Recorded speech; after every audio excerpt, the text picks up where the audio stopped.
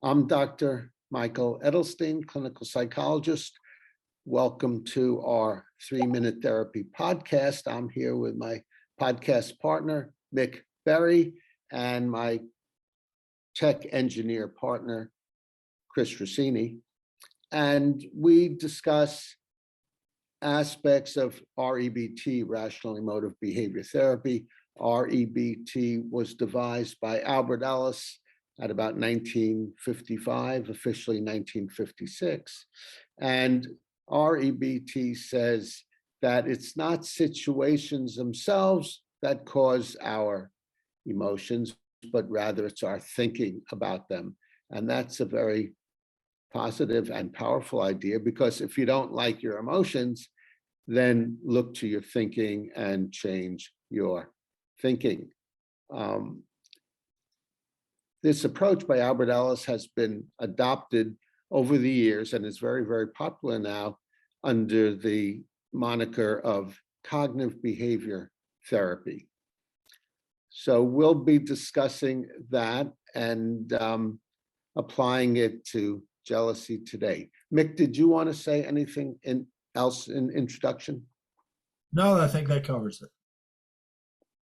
Okay, very good. So jealousy comes from demands, and normally it starts with, I strongly prefer to be number one in my partner's eyes, past, present, and future. And if I'm not, I'm no good. And sometimes anger is factored in there, and he or she is no good.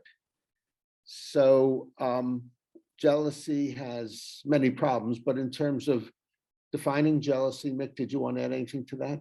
Well, I think doesn't wanting a guarantee have something to do with it? I must have a guarantee that my partner is going to be faithful to me, and there's no such thing as a guarantee. Yeah, I think that's a very good addition. Often the need for a guarantee or certainty is in there. And I have a question. yeah. I said wanting a guarantee, and then I said I must have a guarantee, two different things. But if you want a guarantee and then you're saying I must have a guarantee, I suppose I must have a guarantee is more severe, but even wanting a guarantee is still a demand. I don't think wanting a guarantee is a demand. I think it's preference, because it starts with I want rather than I must have. And if you want a guarantee, then you could do things to make it more likely that you'll have a high probability. But as I think I just want to finish this, Mick, as I think as you're implying, the idea of a guarantee doesn't exist. So wanting a guarantee is something that you'll never achieve 100%, but you can increase the probabilities. Mick? Well, I was going to say, since it doesn't exist, wanting something that doesn't exist that you can't have, I suppose, as long as you say, well, I don't have to have this. However, it would be very easy in wanting something that you can't have. If you wanted a great deal, it would be very easy to slip into the demand. Yeah. So watch out for that. If you have a strong preference for something that probably you won't achieve, watch out for the demand. And one of the points that Mick is making here is that when we have strong preferences, being human, we do have the tendency to escalate them into demands. Mick? Yeah, I was going to say, and wanting a guarantee, you're wanting something that you can't have. So you are going to be dealing with frustration just endemically to the situation. Yes. Yeah. If you want a guarantee, then if you want anything, that means you get advantages if you get it, disadvantages if you don't. And in this case, you're not going to get it. So you will feel frustrated. Yeah. There are a number of disadvantages to jealousy, and I must be number one in my partner's eyes all the time, past, present, and future. I must have a guarantee. I must know perfectly that I am. And some of these disadvantages are, it tends to destroy relationships, because when you are jealous, you're more likely to bug your partner, watch your partner, make unwarranted accusations of your partner. So that tends to be toxic for relationships. Plus, it's toxic for you in the sense that jealousy tends to rip you up inside and leads to obsessing, ruminating, and dwelling. Also, it tends to cloud your enjoyment of other aspects of your life. Yes, Nick. Yeah, I was going to say it's mainly, I think, behavior related to the jealousy that is toxic. You can feel jealousy, but if you're smart enough to know this is not productive and you're able to still behave in non-jealous ways, even though you're feeling jealous, then I don't see that as being toxic to the relationship. It's simply toxic to yourself. Yeah, yes, I agree, but that is very difficult if you're feeling jealous, not to suppress it and it not to come out in some ways. And the reason I mention that is we can put a pressure on ourselves. Oh, I must not feel jealousy, but it's the behavior that's really destructive. So if somebody is feeling jealous while they're working to diminish it and get rid of the jealousy, if they can avoid jealous behavior, then the relationship will probably not suffer while they work on eliminating the jealous feelings so that then they can live in the best of possible worlds, which is no jealous feelings or jealous behavior. Yes, if someone achieves that, that's good.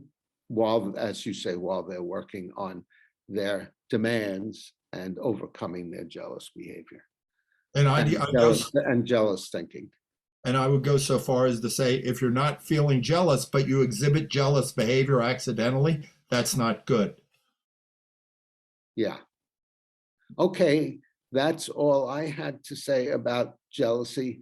Mick, did you want to add any final words? Well, I'm interested in your feedback with a friend of mine I mentioned who said jealousy is fearing losing something that you don't have, which I kind of like the idea of because we don't own anybody anyway.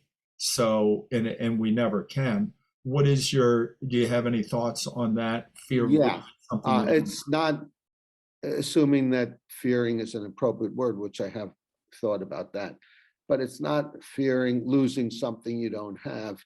It's fearing losing a partner, a love, another person you don't have. If you're fearing losing your diamond ring, I wouldn't call that jealousy. I'd call that fear or worry, Yeah, nervousness about losing it. right, right. Anything else you want to add, Mick? It's interesting. I've been in a few situations where I had a partner who actually went so far as to have sex with another man, and I wasn't bothered by it, and they became upset because I wasn't bothered by it. Yeah, that's a good point. That's a good point. Because to some people, if you're not feeling jealous, that means you don't care. And but you could care very much. And if you're rational, you won't make yourself jealous. But But as with anger, if jealousy in your partner is important to you because you think it means they care, then you could act jealous without feeling it and without making yourself jealous. Yeah, I once danced with a woman and her husband said, "No, go right ahead, go right ahead." While we were dancing, she said, "Yeah, I wish he would get more upset. He always lets me dance with other men." Yeah, exactly.